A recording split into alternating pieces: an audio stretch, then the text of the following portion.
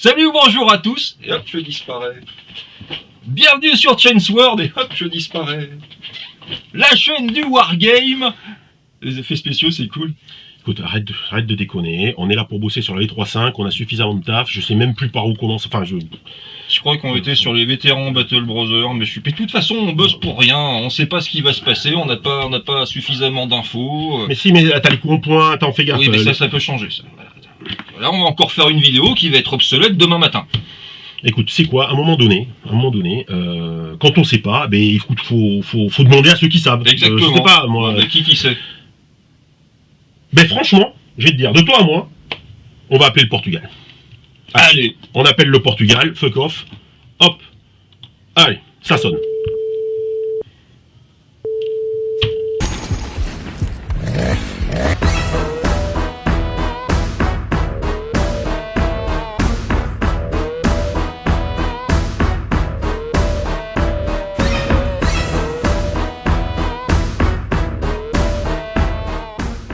I'm Gaetano.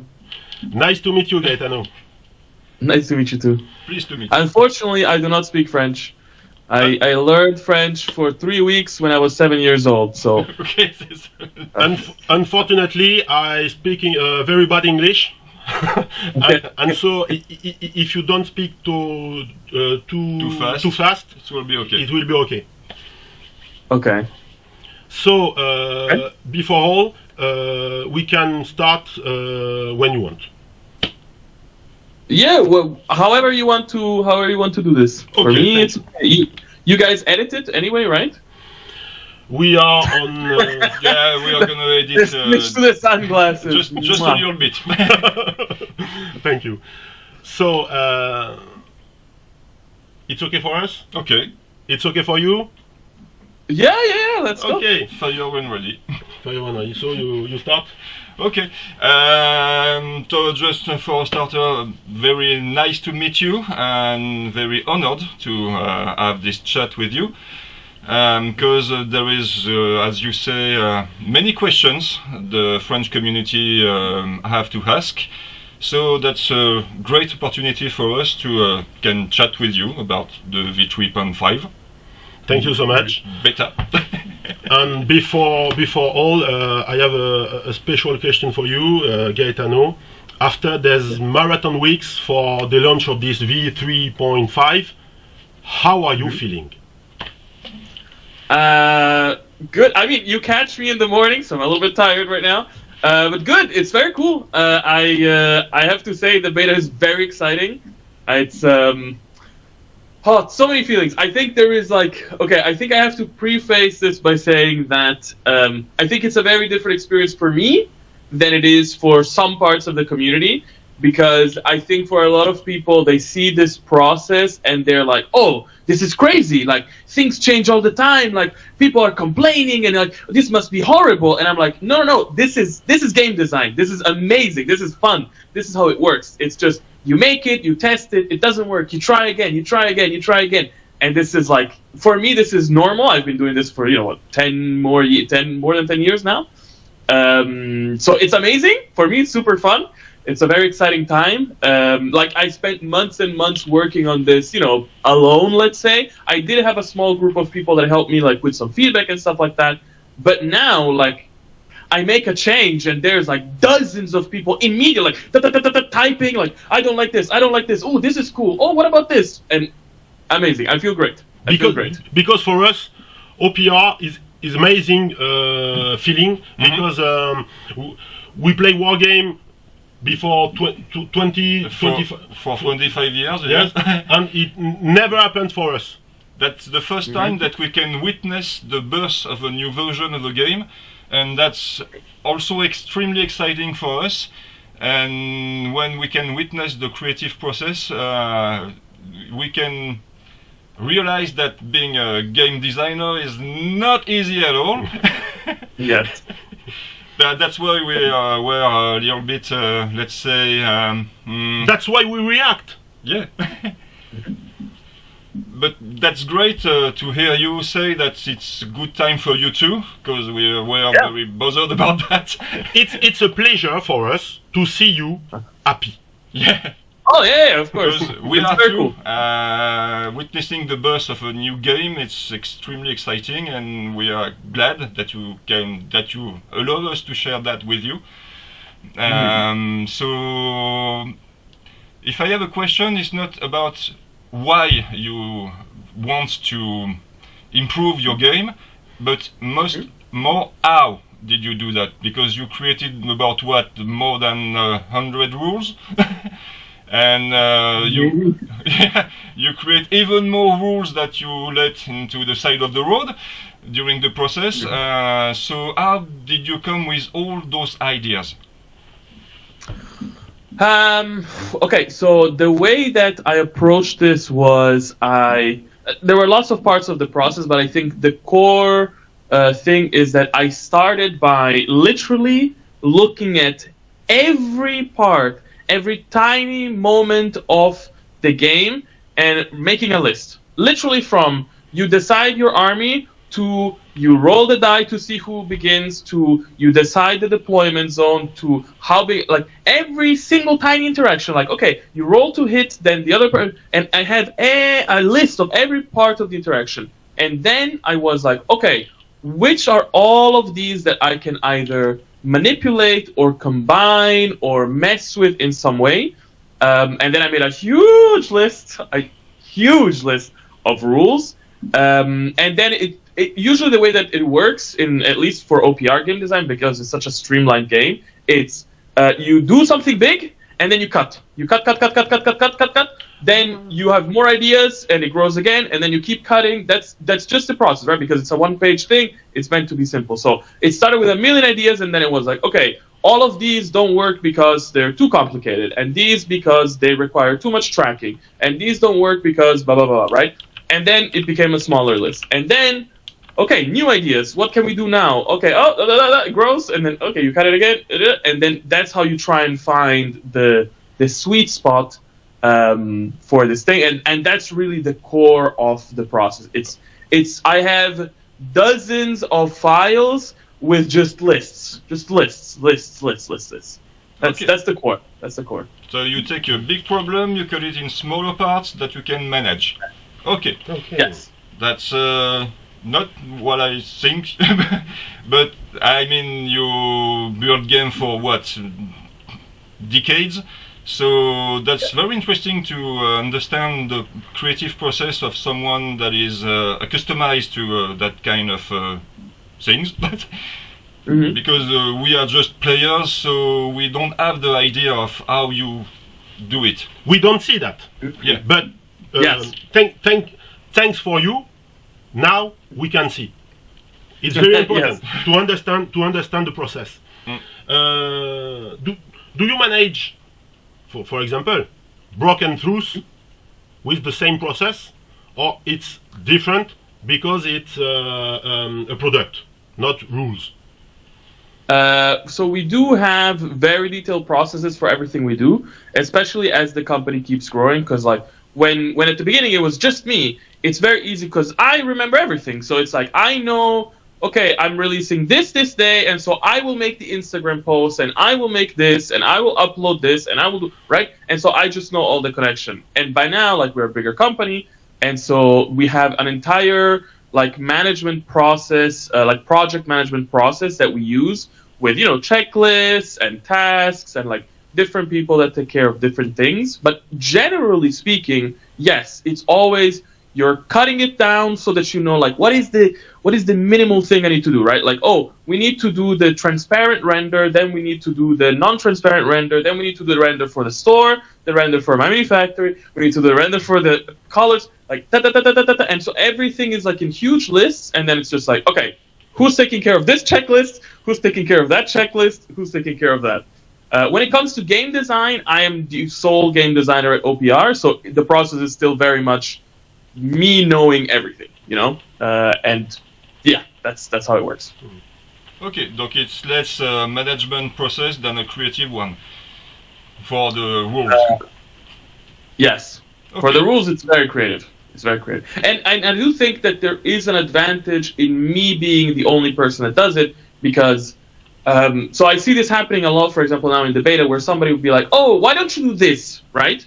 And it's like, I understand that from your perspective it's easy, just do this, but I'm like, but I know that I cannot do this because it affects this, and it affects that, and this army, it will not work, and it has to work for the game, then it has to work for skirmish, it also has to work for quests, it has to work for mission packs, it cannot invalidate short stories, it cannot invalidate narrative campaigns, right? So there's like a million things that are all connected, and I know it, and that makes it easier. This is very important, what you say, because this is the real strength of OPR system. With core rules, you can play many games. Yeah, that's right. You can not just Grimdark Future, but Firefight and extra. So what you mean is that when you change just a little thing, it can have an impact on many others, and you have to have that in mind all the time.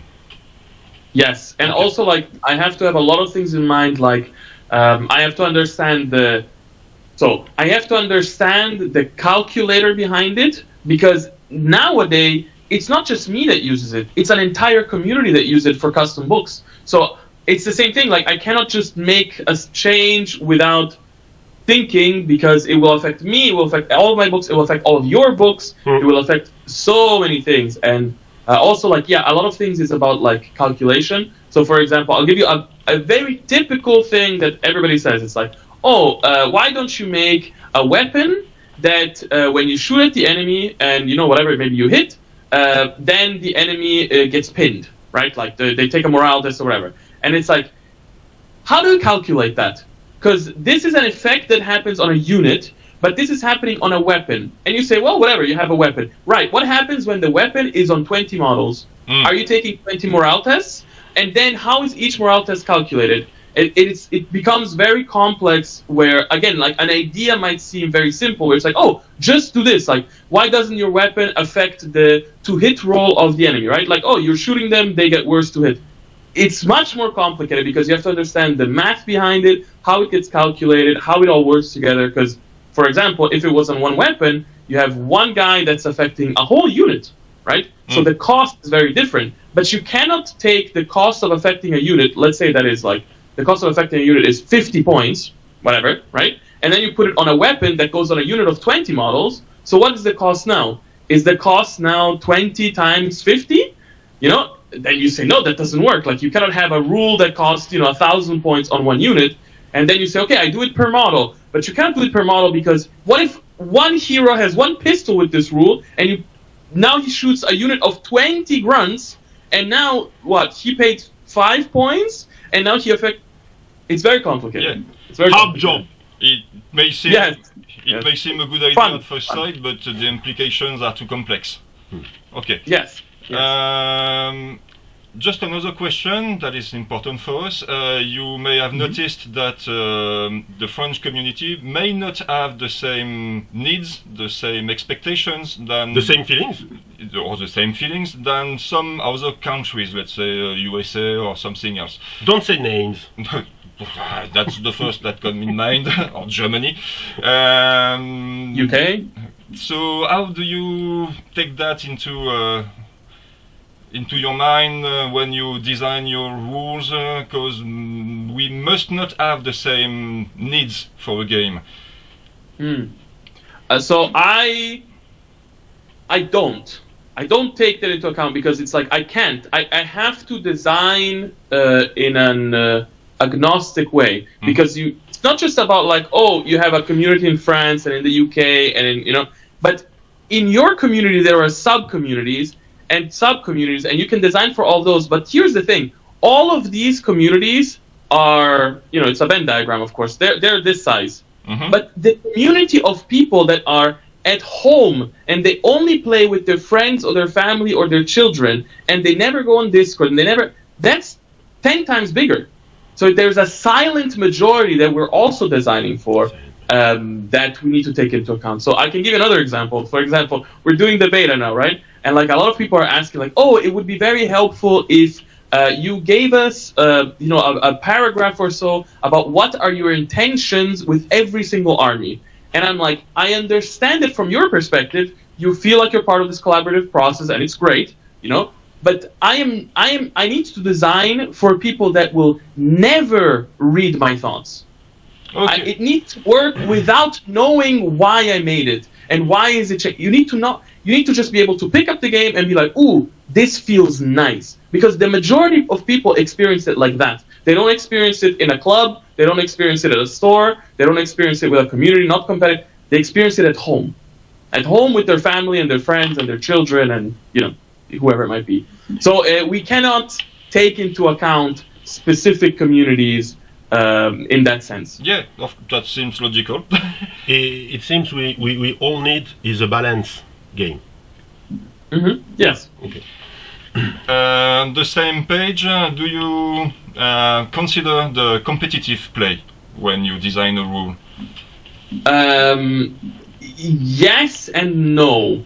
Again, it's one of those things like I need to consider all types of play. Mm-hmm. So in that sense, no. But it is true that the big advantage of having a competitive community now is that they can give us feedback about things that either a more casual community will not notice, That's but the will point. be affected by, that they will be affected by, or either in rules mechanics or even in rules writing. Because the thing is, I think for a lot of people, they think, if you design for competitive play, that hurts the casual players. And I'm like, I'm not designing for competitive play. But if competitive play makes us realize that, all the vehicles are 50% too expensive, right? Then the casual play is also being affected, right? Because you have the guy that's doing the fluffy list with all vehicles, and he's getting destroyed every day playing the game, and he doesn't know why. Yeah, and I'm like, funny. Makes and it's sense. not fun, exactly. And so there is an effect there, but we don't specifically design with competitive in mind or with non-competitive in mind. We just design for a game, And then however you play it, I ask you that because the way we see things for the channels is that we take things and we push them as far as we can to see if it works. That's the way we see things. So that's why I ask you that. That's a good answer.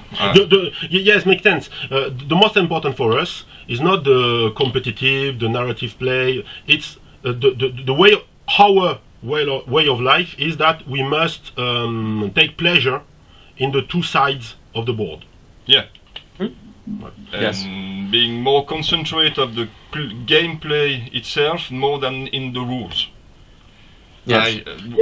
Yeah. And thank you for that. Yeah. Thank you for that, because we live our best life of wargamer since 3 years. Yeah. We don't have to read the rules all the time because there is few of them and they're easy to understand. We just can concentrate of playing, and that's way better than read things all the time. So I feel the same. we can now talk about some different sort of things, or talk about the v3.5, or of course concerning broken tooth. Yeah. You Yes. need to explain something for us. This is amazing, this box with plastic models. You like Yes. plastic? I like plastic. Tell me, do you have questions? Do you want me to explain? What is your vibe? When the broken truth will be released? In 10 days, 23rd of September. Okay. Okay. Yeah. We It's been a long also time. have seen on the site the different sort of pledge, Mhm. and it's very good because with this box you can also play immediately after you open it. And with two real armies, 2 real armies. and that's not that common for a game this size. So we are very excited about it because most of the time for other game systems, when you buy the starter box, you don't have any models to play with. You have to buy something else. And You can just try the game, yeah, but not really play the game. with Broken Truth, that's not the same. I think that you can play dozens of games and never be bored about that. and that's great. And I think you have a very good idea to provide two real armies to the players. Yeah, the way that we designed it, really, it was the idea of this is the box that you buy on a Christmas, right? You buy for Christmas, you go under the thing, you open it, and then the models are already on the bases, the terrain, you just slot, like you can go from opening the box to playing in 10 minutes, no glue. I mean, well, if you have the big T-Rex, you need to glue it on the base. It is what it is. We couldn't have the T-Rex with the base. It was a mess. We tried, but it was a mess. But yes, the idea is literally like you can take it out of the box and immediately start playing, because I also always felt like there is this kind of like stop and go nature of some of these boxes where it's like you're excited, you have the box, you open it, sprues, fuck, okay, cut everything, Right. assemble everything, oh, glue it on the base, wait, you have to wait for the glue to dry, okay, maybe now we can play, and but here it's like a board game experience. You open it and you immediately start playing. Yeah, very excited to see how it goes. And like you said, like you can play a lot because, I mean, we all know you can play Grimdark Future with it, but then you're like, you know what? I want to play Firefight with it. Yes. Okay, now you play Firefight. Oh, I want to play Quest. Oh, now I play Quest. Yeah, I want to play a narrative campaign. Like you don't need to. It's the power of OPR, right? You don't need to buy anything to be like, oh, now I play a narrative campaign. Now I play this. Now I play this. It just flows, you know. I like the flow of OPR, and for me, I always described it as my philosophy is it's an opt-in experience. So I feel like a lot of games they overload the core experience with stuff, and so you must use a billion things. Whereas with OPR, it's like you can start with almost nothing and then be like, okay, I want a campaign, I can opt into a campaign. I want advanced rules, I can opt in. I want this, and so it's my choice to see how complex I want the game to be, because you can make it very complex.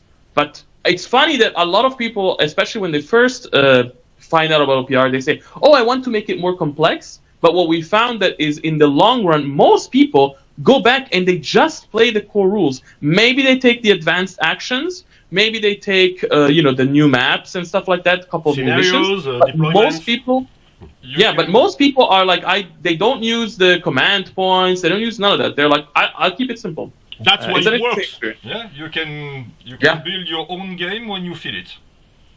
Yeah. And without the need to do it yourself board game all the time.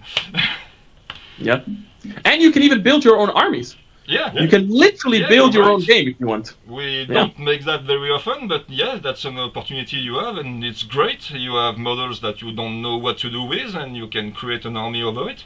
That's cool. This is an agnostic game. Yeah. So you can do everything you want. You find miniatures that you like on eBay. Okay, I can play that. Let's buy them. This is a strength. Yeah. Talking about the strengths, can we talk about Army Forge? Yeah. This is... Listen, no, please, Gaetano. Listen to us. This is an amazing thing. This is an amazing tool. I never see that before. And when I discovered OPR, I found your PDF. Yeah. And then I don't understand. It's difficult. What is that? I don't understand. I don't understand. And then I found the link to the Army Forge. This is your best invention. It's almost a game by itself. Yeah, I agree. Yeah, and I think in many ways it's the point, you know? Like, what you have to realize is 90% of the time, maybe more, we dream about playing war games. We don't play, we dream about playing war games. And before, it was like you said, like, okay, I dream of an army, I have to go to the PDF, I have to see calculator, you know, and do the thing. And now it's like, ooh, I have this idea, and then you can quickly share it with the community, and the community can iterate on it. And by the end, it's like that. Yeah, it's a game. It's a game on itself. And it gives you ideas, and you test things, and you say, oh, this is great. I really want to play this army. Let's do it. Just because you can test it by the Army Forge, and since you can play your models like you want, you can test it in the field. And yeah, that's great. But since you can... There is a but? Yeah, there is a but. Yeah. Why? Since we are French, so we sucks with foreign languages. I mean, he's French and he speaks English with a German accent, which is extremely weird. No, really, you did a great job by translating the basic rules. But the best tool you offer to the community is the excellent ArmyForge. And is it planned to provide it in several languages, and if so, with what time frame? So not right now. Not right now. Oh. It's a very complex process because, well, okay, you cannot forget we are a very small company. I think people see OPR and they think, oh, you're do like Games Workshop, so you can be a huge company. It's like, no. Games Workshop has 1,500 employees. Yeah. We have 15. We are, 1,000 times smaller. Like maybe not 1,000, but whatever. So it's complicated. The thing is, like, to do the translations, there's multiple parts to it. Number one, ideally the system, like on an actual programming level, would need to be reworked to integrate that. Because one of the things that happens right now with the system is we have what we call, there's lots of stuff in there, but like we have what we call the grammar engine. That's basically like a custom-built engine that recognizes things. So, for example, imagine you have a skirmish rule, right? That needs to be different for skirmish a bit than from the main game. Yeah, I get it. The way that we do this is that the system is literally parsing the strings, right? And it finds a combination of words. So if these words are in this order and in the middle there is a rule, then okay, I recognize this is a thing and I will convert it to this other thing, right? And it's made for the English language. Okay. If you now wanted to do it for French, you would have to change the logic, because in French you're not gonna just do it that way. And if you want to do it in German, so it already just at that level, like it's a programmatic difficulty. Then we would also have to implement a system so that we can store all the things. And then the even bigger problem is somebody needs to translate it. And we're talking about tens of thousands of lines of rules. So I think for a very big corporation that has a lot of money and a lot of time, yes. For us, it's very complicated because we need to focus on other things. Like, we could not focus on doing all the things we do if we also, on top of it, had to focus on translation. It sucks. I have to admit it. It sucks because I wish, but maybe there's a middle ground. I don't know. Maybe there's a middle ground. Of course, Gaetano. But you understand why we ask you the question. Of course. We're gonna keep using Google Trad. Or learn English. Or be better in English. The thing is, okay, let me ask you this. Do you think it would be valuable if the app was translated but not the rules? No, right? The real thing that you want is the translation of the rules. Truth is that we have many players that never played war games before. Because your game is simple and attractive for casual players, and most of them are not very familiar with how rules work. So if it's in a foreign language, it's quite difficult for them to understand. We explain, of course, but that's the way we ask the question. No, I understand. So, let's talk about the v3.5. That's why we are here. Yeah. Beta. You have two lists, I guess. Two what? You have two lists, I guess. So you made two lists, and I don't know how you guys want to do it. Do you want to share the screen? Do you want to share the screen? Do you want to just open it here? You can share your own screen if you want. You can share your own. Oh, you want me to share the screen? Okay, sure. Cool. I can do that. Hold on. Let me open this. So, I am not sure, because I think you built these lists before the latest updates, but don't think it should be a problem. There is a few things that changed, but not that much. Okay. Of course, there are examples. Okay. Let's see. So, hold on. Are you able to see it? Yeah. Yes, great. Okay, first question. Did you each write a list, or did one of you write both lists? I do. Okay. please, can we start with the? Let's start with the Havoc list. Yeah. Can you tell me a little bit what your idea was here? What is your game plan? Because I think I quickly took a look at both the lists, and I have an idea of how to play them and what their strengths and weaknesses are. Mm-hmm. But I would love to hear from you, like, what was your intention? Like, what is your strategy here? You know? It's to make an army which will be very aggressive, take the tables as soon as it can, come close to the enemy and blast the hell out of him. I liked it because it seems to be balanced. You have elite units, you have a big beast, and it's always great in this game to have big, chunky things. And we play on the good points of the other brothers, which is being aggressive, take the table T1, and try to close the gap with the opponents, and that's the way I play Havoc Brothers most of the time. It's not an army that you play to wait. You play it to take the initiative and dictate the pace of the game to your opponent. I'm extremely disappointed to see that you don't have the option on the Infernal Brute to make something dangerous terrain, because I think it was extremely funny. But yeah, I get that it's... Maybe it was moved? I don't remember. I think maybe moved to a different unit. I get why you remove it. I just put it in the list because it's funny, but it's not very effective in a game.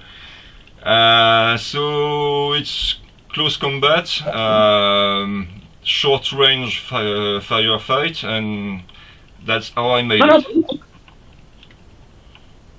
It's still here? Ah, yeah, okay. So I was pretty sure that that's a really... Yeah, because I remember when I saw your list, it had the summon tendril, and I was like, it's cool, it's cool. That's mostly why I put an Infernal Boot in it, because it's extremely funny to say, no, it's dangerous for you.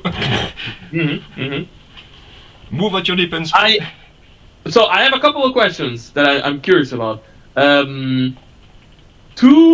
Well, okay, let me start with one that I'm curious to see. So I saw that you put the icon of Havoc for the Fearless Aura.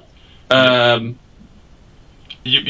always like to understand how people think. So this is an army that already is quality 3 up, right? And defense 3 up.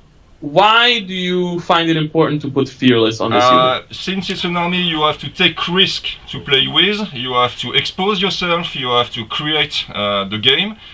That means your opponent will shoot at you or make you casualties. So you really need to pass this command test.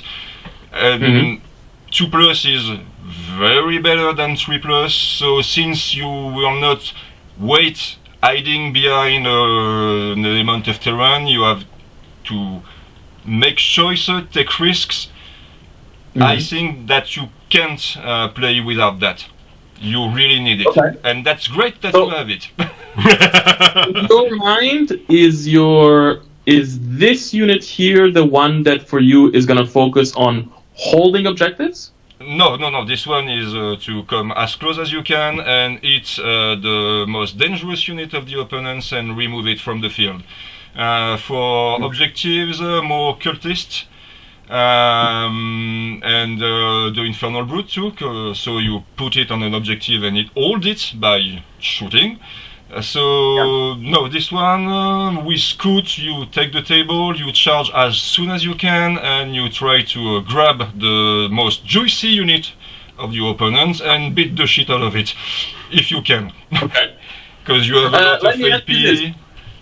This is a pretty elite list. It only has 5 activations, right? How do you plan to deal with somebody that has 10 activations? That could be an issue. I agree. You have to strip as more activation as you can, as soon as you can. That's why you have to be aggressive.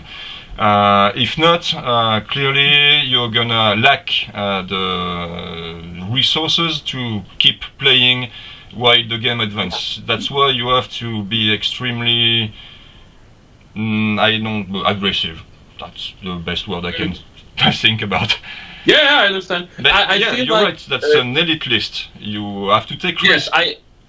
I think about the game a lot of times, just like you think, right? It's like, okay, I want to destroy the most powerful unit, or I want to combine that stuff, and then I forget that some player will show up with 10 units of 5 models, and so I have my 500-point unit that is wasting its turn, killing a 80-point unit, and in the meantime, the rest of their army is like You're running right. objectives, doing this stuff, and it's like, ooh. So elite lists are amazing. But also, you can very easily be not outsmarted. Well, I guess maybe outsmarted. Yeah, you're right. That's a list that can be beaten quite easily. But that's the way I play. I'm not very smart. I like to charge right ahead and punch things. And if I can, it's cool. I don't care if I lose or not. If I have fun, that's cool. That's great. And that's an army designed for having fun. Nice. Do you have an equivalent list of this for v3.4? Like, is this what you usually play in v3.4, or is this a completely new list? No. In v3.4, I mostly play the orcs or plague disciples, and I play Wormhole demons. And I play lists that look like this one, but with small units to take objective, like plague drones, for example. Nice. Okay, do you want to take a look at the other list? Yeah, of course. I'm very curious because I have to say, like, these are both two elite lists again. I don't for me. 5. Yeah, I like elite. You are amazing. Yeah, but it feels like it plays very different. Can you tell us a bit what is your strategy with this list? Overwhelming the opponent. Yeah. Okay. Quite simple. So you both are very aggressive when it comes to playing the game. Of course. You can play twice with the veteran. So in a game, when you play only 4 rounds, activate a unit twice. It's very strong. Very strong. Yeah. And for example, when a unit comes from ambush, you have the initiative. You activate it. And then you fight, you win, and the opponent says, okay, this unit is activated, so I can pay my attention. It's not a threat anymore. Well, but there is not possible because the unit can activate twice. Yeah, so you have to take that into account, and you can't let it slide and say, oh, okay, it's not a threat anymore. It is still a threat. Yeah. So it's psychological warfare. Yeah, exactly. And I built this list to be better than you when it comes to shooting, to be better than you when it comes to close combat. This army is better than most of the other army of the game at every aspect of the game. For me, the Pathfinder are extremely useful since now you have small characters in the units that can give a buff. Like banners, etc. If you shoot them, your opponent's unit become less comment on dit effective. Yeah. So that's why you need snipers, and Battle Brother snipers are extremely effective with the 36 inches range. With the Battleborn rule, you can shoot at the other side of the table when you want. So and also you have a big Battle Brother unit that can shoot extremely hard, and you have a veteran assault brother that can obliterate almost everything twice. And let me ask you something. You have the Battle Brothers, you gave them the Founder's Banner, right? So you have the versatile attack. With the versatile attack, you choose AP1 or +1 to hit. What is your favorite choice here? Like, in your idea, like, what's the one that you want to go with? Or do you actually want to be versatile? Okay, we want to be versatile because this rule is a very strong rule because you can choose the effect. You don't have to make a choice. You don't have. You don't have to make a. See, of course, you make a choice because in this sort of situation, you have to choose between be better to hit or be better to pierce with the RP. So this is different. If you remember the rule of mutated in the V. You roll and then you see what happens. You throw dice and then you saw the result. You can choose, but here you can. So it's auto include. Yeah. So and that depends what you have in front of you. If it's a horde of low defense unit, you choose the +1 to hit.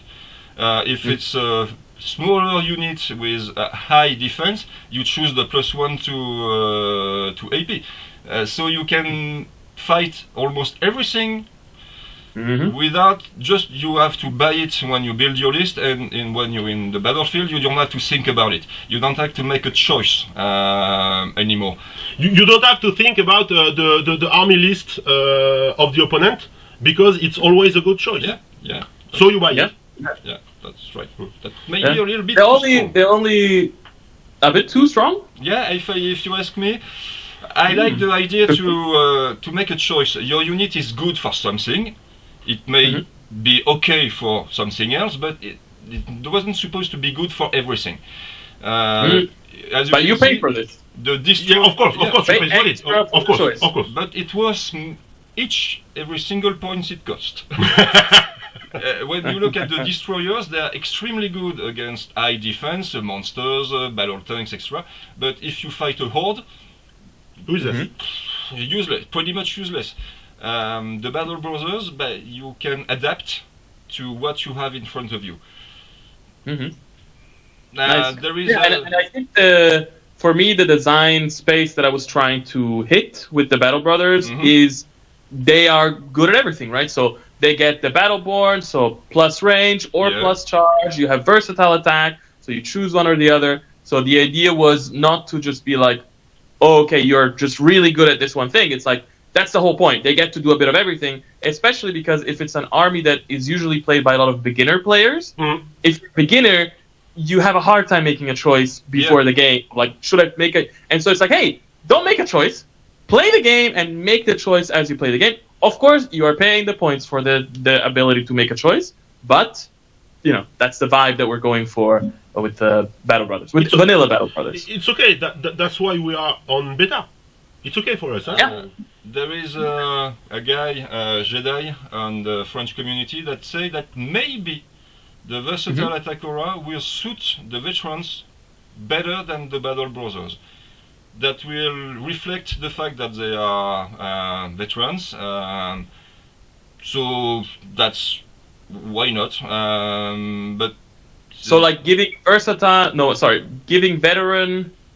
attack instead of the regular Battle Brothers, that will reflect the fact that they are veterans and they fight many times. They know how it works, so they can adapt themselves to the situation. That's an idea. It's only an idea. No, it's an interesting idea.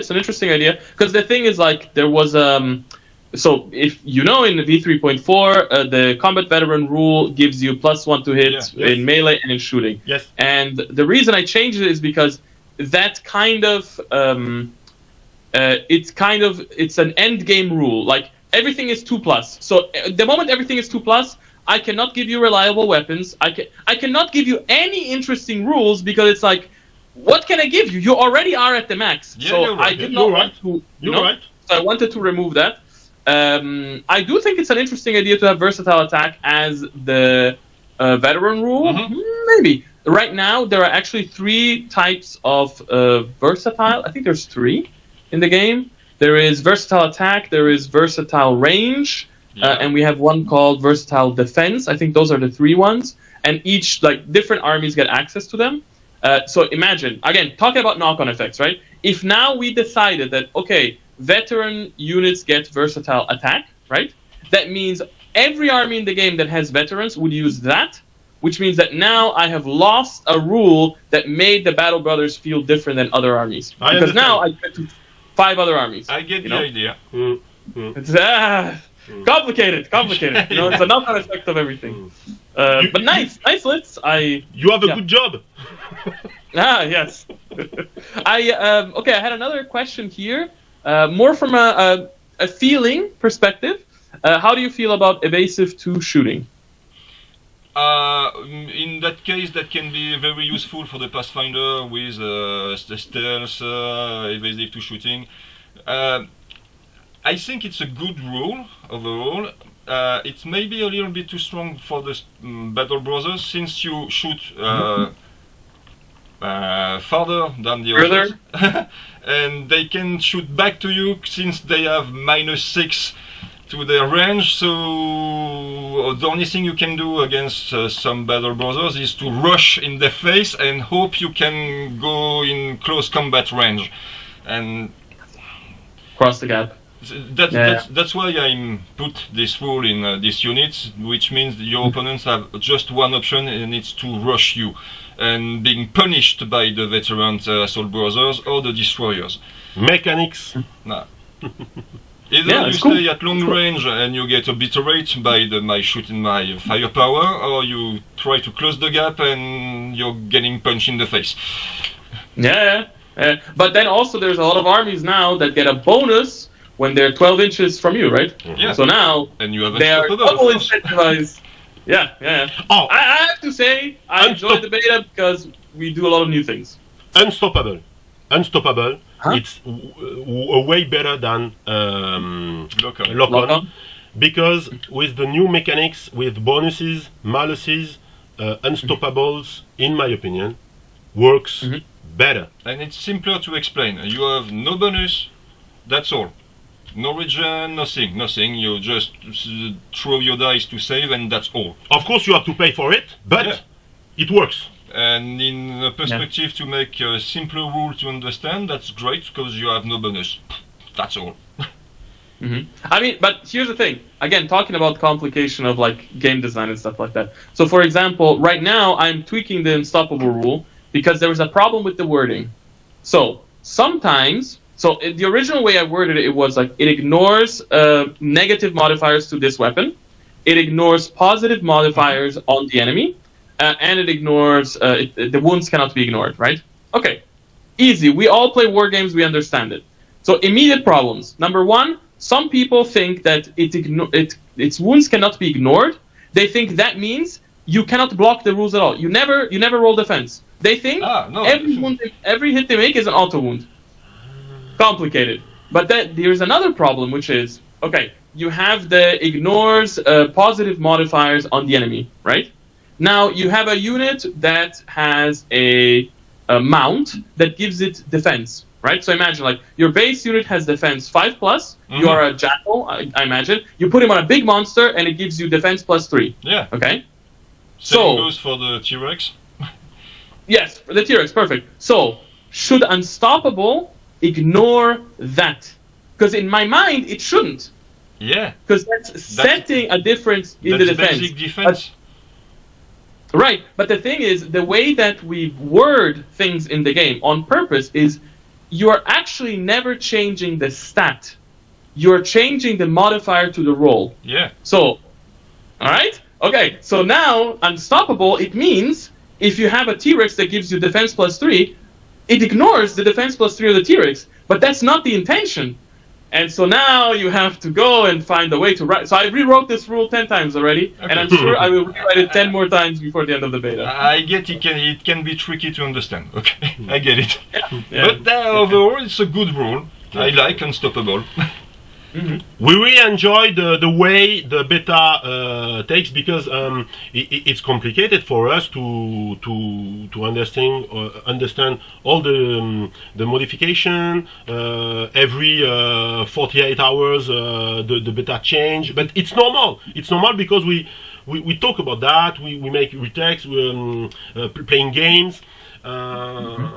It's very important for us that you understand. We are very happy to partager, to share with us. To share with us, and that's the point. Yeah. And we are very happy to share that with you too. Of course, we cannot always be okay. Yeah. It's not. Of course. But of course. The way it takes It's very interesting. Very interesting. As I say in the previous video, when the v3.5 will finally go out, definitely, I will feel that it's a little bit more my game, the game I like, but I maybe help a little bit to make it more personal, and that's a great feeling, really, as a player. You don't have to accept what the creators make for you. You can put a little bit of you in it, and that's an extremely good feeling for me. And I have to say, it's also like great for me because, like, so there is, whenever we work on games, right? I think there is different parts to it. One part, of course, is what was the goal intention with the beta? What was the goal intention with v3.5? Right? The army rules, the combos, and all that stuff. And we've been working on that and tweaking that. But another part is, this is an opportunity where if you look at a lot of the feedback we get is more like personal wishes, right? Yeah. And I cannot make every personal wish work. But you guys know the armies in some ways better than me because you know, everybody has a different experience. And so somebody will let me know, like, hey, like, you know, maybe it would be interesting if you could add this thing to this army. And I'm like, you know what? Yes. And so there is a lot of tiny changes happening all across the game, which is literally just a fan saying, I think this would be a cool idea. And I'm like, you know what? I agree. And then it just becomes part of the game. And this could not exist without this collaborative process. So I agree that, like, these games are as much yours as they are mine. I say this, like, I don't think I am a game designer.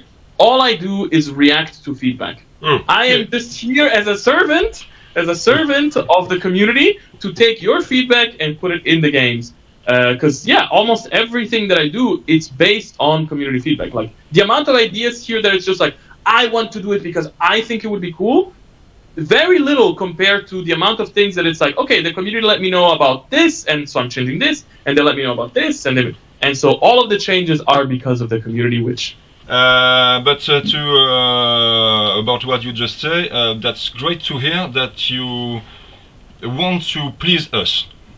And yeah, it's hard. Yeah, instead of thinking that that's your idea, it's good because that's your idea and you don't care about what we say. I understand that it's not the case, but it's good to hear, really. You know, I when it comes to designing games, I always think about, like, there's different approaches to game design, and it's one of the main questions that I think every game designer needs to ask that is, like, am I making a game because I love the player or because I hate the player? So if you play, it doesn't mean that if you hate the player, it's a bad thing, right? Hating the player, for example, is Dark Souls, right? Dark Souls, you turn the corner and you think everything is good, and a boulder comes and it kills you, and it's like, I love to tease the player, to harm them, to make it challenging, right? I love to hate the player, and the player loves to be hated in a certain way, right? They love that interaction. OPR is not a game that hates the player, it's a game that loves the player. We are here to make you feel better. We're here to make something nice, casual, for the family, to play with your kids, you know, to play with your friends, to have fun. And so having this whole approach to the design is also part of that. We are here to please the players, right? We're here to make something that makes you feel nice. And I think, for example, we were talking before about, like, do you design for competitive or not, right? I think, for example, there is a part of the competitive community that I think would prefer if we hated them, because they would like something that is a bit more challenging, a bit more, you know, all of these things that could make the game more interesting for them. And they provide a lot of ideas that are interesting, but I'm like, these ideas are great, but they hate the player. And I don't want to make a game that hates the player. I want to make a game that loves the player. Yeah. And so that's a design consideration when making the rules as well. You want us to have fun and not struggle with the game, and that's cool. I can give you a very simple example, actually, that's happening right now. I don't know if you guys play Quest, but in our Quest games, you have a mechanic called stress, okay? Like, you go around, you do your adventure, right? And to use your skills, to use your cool healing power and whatever, you basically suffer stress. So, you know, you use more stuff, you suffer stress, and then you can take a rest action and remove stress. And we are changing this. We're not changing the mechanic. The mechanic is staying the same. What we are changing is the name. Because what we realized is, for some players, the fact that you accumulate stress, that your character is getting stressed, that you take this hit of stress. It just felt bad, and they did not want to use their skills because they said, but why would I use my skill? It makes my character stressed, and if I'm too stressed, I can take wounds. That feels bad. And so we are literally just same mechanic, just reverse. You have power now. You start with a pool of power, and then you're like, oh, now I have a pool of power that I can use. You can manage this resource, and then I rest, and it goes back up, and it's like, oh, nice. Yeah. It's a nicer feeling, It's not a and it's all about things anymore. It's Conclusion. Yeah. To be a designer, you have to be a psychologist. Yes, I think it is. Look, I think in many ways game design is, if you go, I mean, we can talk about a lot of philosophy, right? But if you go very to the core of it, for me, game design is a lot of like creating systems that influence emotions. Because everything that you do, you're trying to elicit some sort of emotion from the player. Every time you build a system, in my mind, you should be thinking about how does it make the players feel? How does it make the player feel when they do it? How does it make the player feel when they receive it? How does it make the player feel not just in the short term? How does it make them feel in the long term? It's all about feelings, and like every little mechanic changes how you feel. And I think in board games it's a bit harder to. In video games it's more visceral. It's more easy to understand. Mm-hmm. Like, oh yeah, you're doing this. Of course I feel like this. But it's also happening in board games, in tabletop games, in war games. It's just, it's mechanically different, but you are having feelings, right? For example, a lot of people say they love OPR because we have alternating activations. Yeah. Yes, of course. We do. Right, and mechanically they're cool, but if you think about it, it's because it changes how you feel. Because you don't feel desperate. You don't feel like you're lost, like, I have to wait for the guy to kill everything, and then I kill everything. It's about like, oh, I feel like I'm in control. So it's all about feelings. Yeah, you can always do something. And that's good. You can always do something. Yeah, you never... You can. You think you can always do something. Maybe you're gonna die anyway, but at least you think there is the hope. Try something. You can try 20 different games with 20 different issues. Yeah. Yes. Issues, it's a problem. Alternative. Yeah. Voilà. It's always end differently. Gaetano, do we already have a date when the beta will stop and when the Army Forge application will switch on v3.5? I ask this question to help the organization of upcoming events. So end of October. I don't have a specific date yet. Oh, of course. I assume last 1 or last 2 weeks of October. Okay. Somewhere there. Because you have to also understand there is a fun part of the beta, which is this changing army for. There is a less fun part of the beta, which is at some point I have to sit down and I have to update 100 books, because I have to update the core rules for every game. I have to update the beginner's guide for every game. I have to update the advanced rules for every game. I have to update all the little expansions, right? The cards, the campaign. I have to go and update every short story mission that we made, maybe. I have to update all the mission packs. I have to update. So there's going to be a period where I have to just go and update PDFs, which is okay. It's part of the job. But so part of it also depends on that. Like, when do I get to do that? But my plan right now is that by the end of October, it's out. And v3.4 is still available. So if you have events, use v3.4. Yes. It's fully available. That's the case.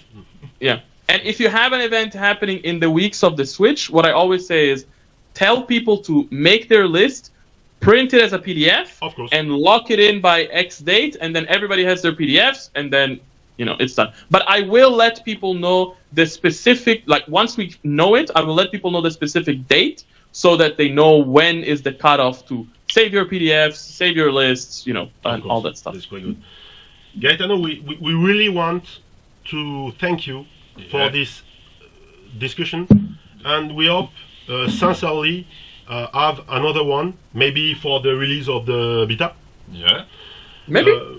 It's always a pleasure to think about those things between you, because you create the game. You think about something we don't. We can share your thought about that. Voilà. And for the French community, I want to again thank you. Yeah. For that. Oh, no problem. So before this interview, you guys had sent me a small list of like 5 or 6 topics that you wanted to discuss. Do you want to talk about it? Like, I'm open to discussing those things. That's his list, so I don't know. Of course, you. Yeah, we can talk about it. Talk about the I have it here. aircraft rules. Yeah, aircraft. That was an issue in the v3.5. Of course. But it's less of an issue now. Now it's quite balanced. Yeah. Because you drop the -1 to hit them, and you upgrade the costs. Why not? Of course, it works. But we think about another thing. Keep the -1. Keep the minus to the range, but make them more fragile. Less tough. Less tough, because as you know, an aircraft, if you throw a rock on it, it crash. So no, you understand. So so you can upgrade downgrade the save to the plus from 2+ to 3+. Maybe. I'm not sure there is so again, talking about feelings, right? One of the things that people like about OPR is that it's so simple to play, and it's so simple to understand, and all those things. And I think one of the key things that helps make the game simple to play and understand is that the game is filled with patterns. It's filled with patterns, like, so that when you see something, you are like, okay, that makes sense, and you don't have to think about it twice. So, for example, in Grimdark Future, the pattern is, if you are a vehicle, your defense is 2+. Yeah. Okay. If now I change the aircraft to 3+, now it's one more thing you have to remember, like, oh yeah, it's a vehicle. Oh no, wait, it's an aircraft. Also now it's 3+. You see? Okay. That's why originally we had the -1 to hit, because I was like, I don't want to modify the defense. I want it to be included in the aircraft. And there is another thing, which is I have to think about community books. And so for me, any rule that modifies how the aircraft works needs to be contained within the aircraft rule, because I cannot decide if you're going to do defense 3+, right? Because you might say, hey, you're doing defense 3+ for your aircraft, but I'm going to do defense 2+ for my aircraft. And sure, maybe the points are balanced, but again, the player expectation is that if it's an aircraft, it should generally work the same. So whatever the things are that modify an aircraft has to be within the aircraft rule. Does that make sense? Yeah. Of course. Cool. I also have a little bit of an issue with transport vehicles, and I think that many people tell you that.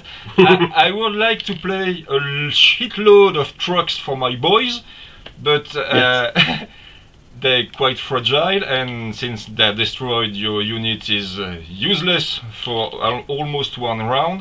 I hesitate to play them, and that's... I would like to, but it's not effective. So, and many players think the same in the player we know, that they would like to play transports, but we talk about tough 6 transports. Only. Tough was. Okay, so I can tell you the difficulty of balancing transport. So, because of how the point calculator works, everything has to work by the same rules, right? So I cannot, for example, just say, if you are a transport, now you become cheaper, right? I cannot do that. That just would not work in the math of the game. So we have the transport rule. Now I see that, for example, some players say, I want to be able to have a shitload of trucks, and I want to be able to go across the field and just deploy all my trucks and all that stuff, right? But they're very expensive and so on and so forth, and they're very fragile. Okay, so what can we do? Originally, a long time ago, the transports were, because they're the same size as a regular tank, they used to be tough 12. So we lowered that to tough 6 because we wanted to make it more fragile, because we wanted to make it cheaper. Again, the problem with OPR, because it's a calculator, is if I want to make it cheaper, it has to get worse, right? Yeah. But what you're saying is, I want it to get better. But if you want it to get better, right, if you want it to be less fragile, I need to make it more expensive. If it's more expensive, you're even less incentivized to take a transport. So I think that there are some things that we can do in the long run. We're not planning for the v3.5. I have to say it immediately, right? Right.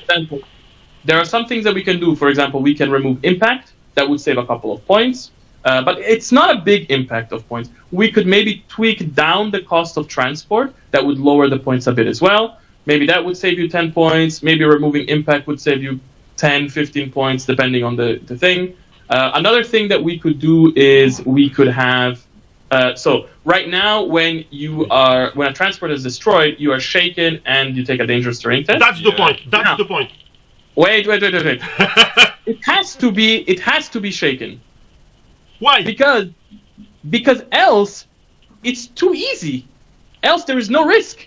Else you are gonna yeet your unit. You're gonna take all your transport in the middle of the field, 16 inches, right? They get all destroyed, and you're like, who cares? It's better because my boys are now out of the transport. They don't have the 6-inch limit anymore of exiting. Now I can charge my boys. Maybe my boys have a fast banner. Now they can charge 16 inches. I just gave you a free 32-inch charge. That's insane. You can charge out of the table. That's why he's a company leader. And so we could remove the dangerous terrain test. But I do feel it's very thematic, and it's a very small, like, if you have a unit of 20, you maybe lose 2-3 models. Or maybe adding some rules, like you have to make a moral test, or even if you're not inside of the vehicle, you only can move at 6 inches, but that's rules after rules after rules, and I get it could be a little bit too complicated. I think the key is that we need to review overall how vehicles... I have a lot of plans. So right now, 2025, the big update is meant to be about army rules, right? Army special rules, combos, buffs, debuffs, new spell lists, all that stuff. My plan for 2026 is to focus a lot on weapons. Weapon balance, AP balance, balance of hybrid units. That's a big thing that I want to tackle. Balance of how we hit Balval limits. So just to give an example, right now, there are some armies that you play, and it's like, okay, I have a tank, and my tank has a Balval limit of 16, right? And it has 16 AP4 shots with one weapon. Okay. And then you have another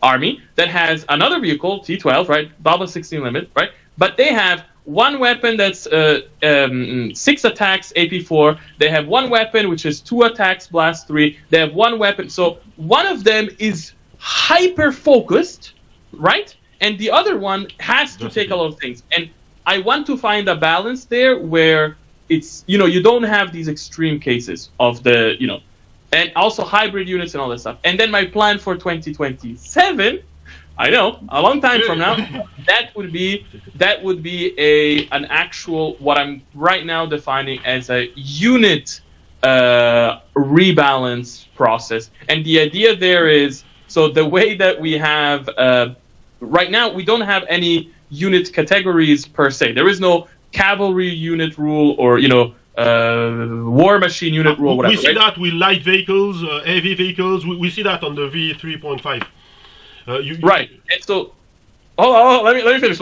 I know this is exciting, but basically, like, the way that units are defined is by other things. Like, if it's a vehicle, if it's a walker, it has stomp, right? If it's this, it has that, right? So there is a way that we kind of define units, right?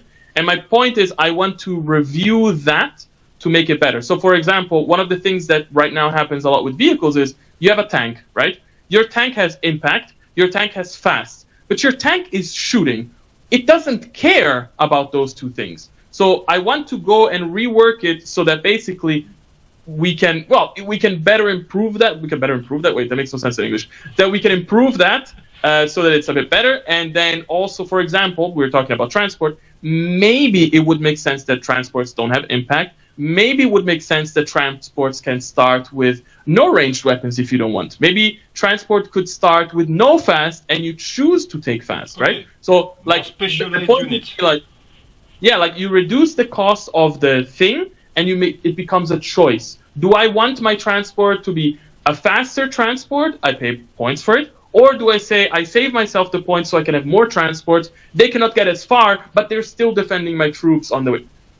Okay. A lot of things to test. That's why I want this to make, like, originally, v3.5 was supposed to be all of these things. It was supposed to be army rules, weapon rules, and unit rebalancing. And then I realized too much for the community. This would have been a Let's V4. go. Yeah, so let's go step by step, you know? Let's go in. That made the creation of the army a real game Yeah, itself. yeah. You have a base and you can build it the way you want in 2 years, but okay. Yes. Very Give it interesting. time. Thank you so much for the news. Yeah. Yeah, no problem. No problem. So we can. Do you have others? I see that you had 5 more topics. If you want to talk about those, we can talk about those. I see here you have vehicles, you have tokens, you have measures, you have But ambush. you make them orange, so I don't know if I can.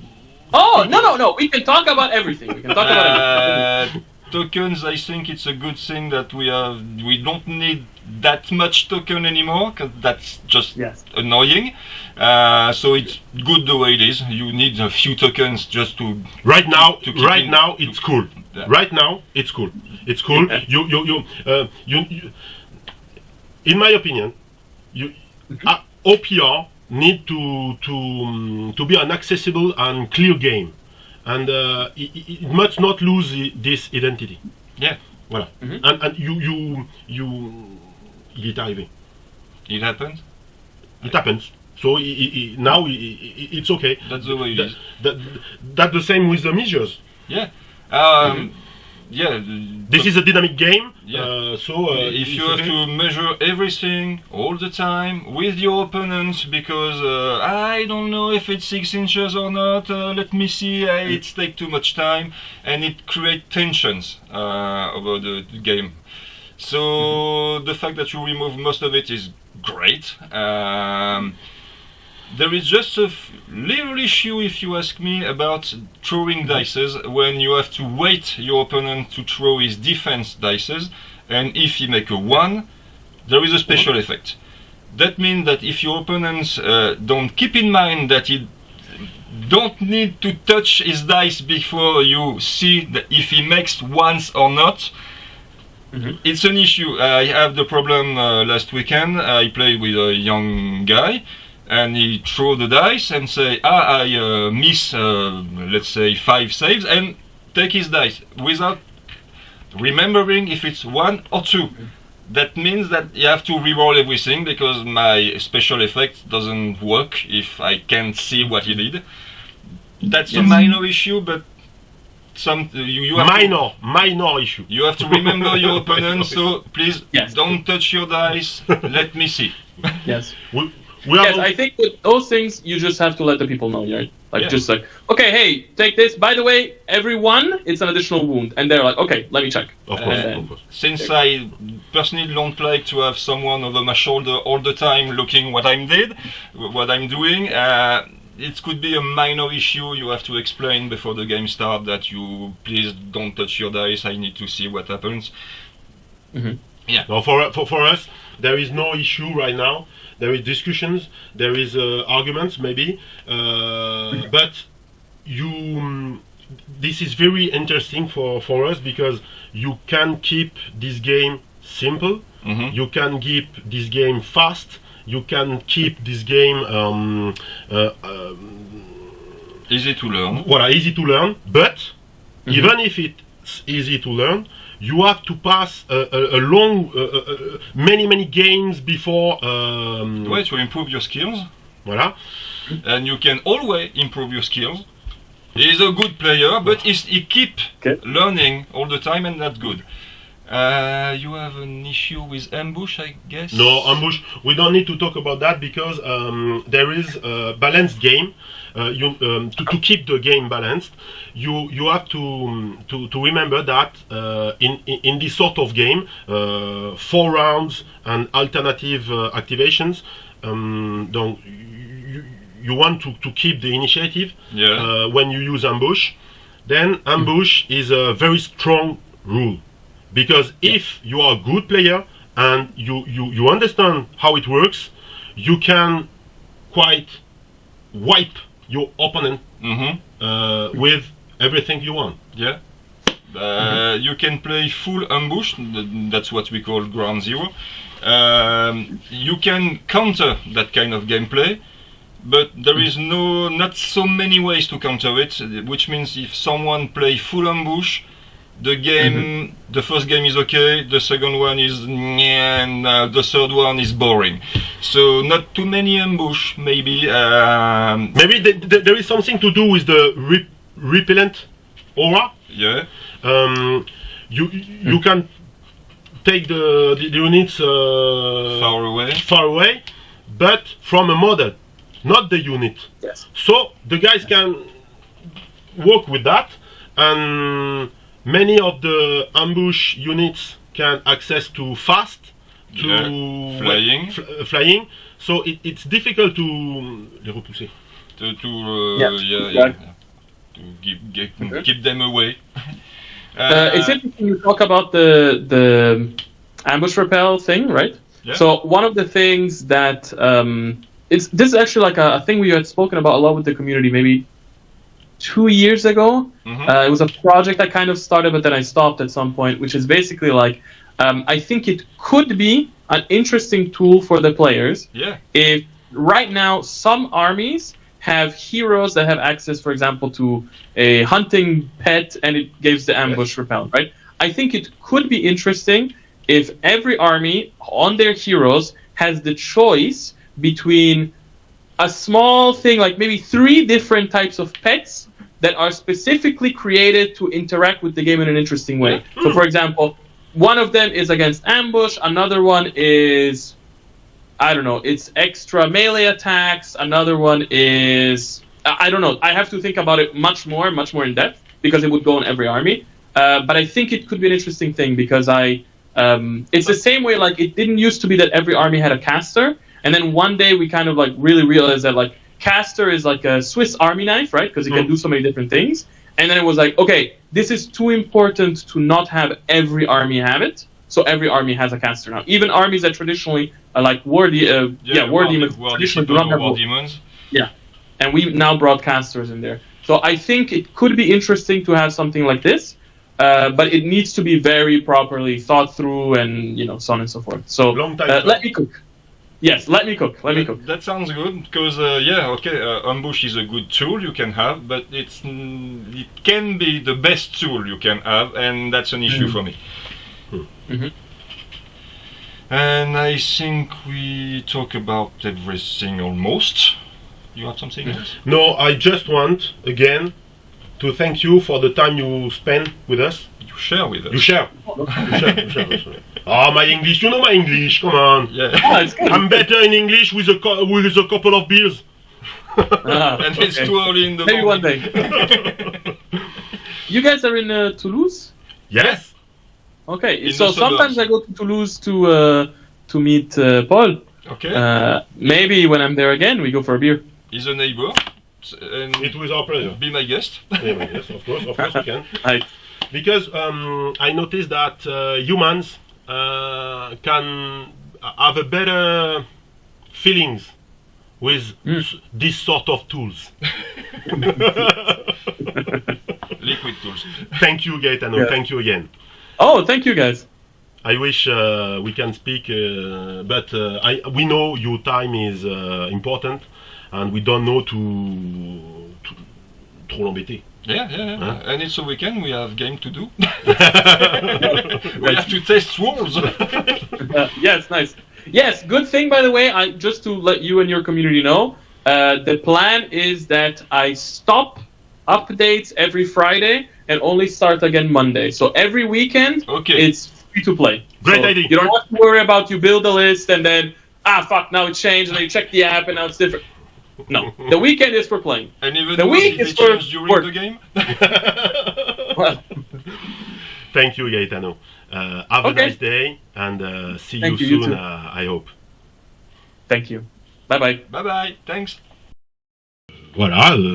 Quand t'as besoin de réponses, faut poser des questions aux bonnes personnes. Hein. Tout à fait. Et quelle réponse? Oula, ça fut un bon échange, vraiment super intéressant. Moi, j'ai appris plein de trucs sur le process créatif et c'est passionnant. C'est ça qui nous intéresse, c'est de savoir, voilà, comme tu disais la dernière fois, être dans le cœur nucléaire de la machine. C'est important. C'est important pour nous. On espère que les sous-titres, traduction automatique de YouTube sont. Voilà. N'oubliez pas de traduire en French, comment on dit? Tu sais, un French approximative. Ouais. Hein, voilà, voilà. Et puis, bah, écoutez, pour nous, ça a été un plaisir de pouvoir échanger là-dessus. C'est important de voir ce qui se passe derrière cet écran de fumée un petit peu qu'on ne voit pas. Et de sortir de sa zone de confort en se disant que on n'est pas que des joueurs, on participe aussi à quelque chose de plus grand que nous. Oui. Et c'est important de... Moi j'ai appris des trucs. Chouette expérience, ouais. Ouais. On se couchera moins de bêtes. Voilà. Et en espérant que ça vous aura intéressé autant que nous, ça nous a passionnés, on vous remercie de nous avoir suivis, comme d'habitude. N'oubliez surtout pas de vous abonner, de liker, de partager, de mettre des commentaires dans la section commentaires qui est ici, parce que c'est important pour le référencement. Exactement. En attendant, merci de nous avoir regardés, et surtout n'oubliez pas que la poutre est éternelle. Je peux récupérer mon sel maintenant ?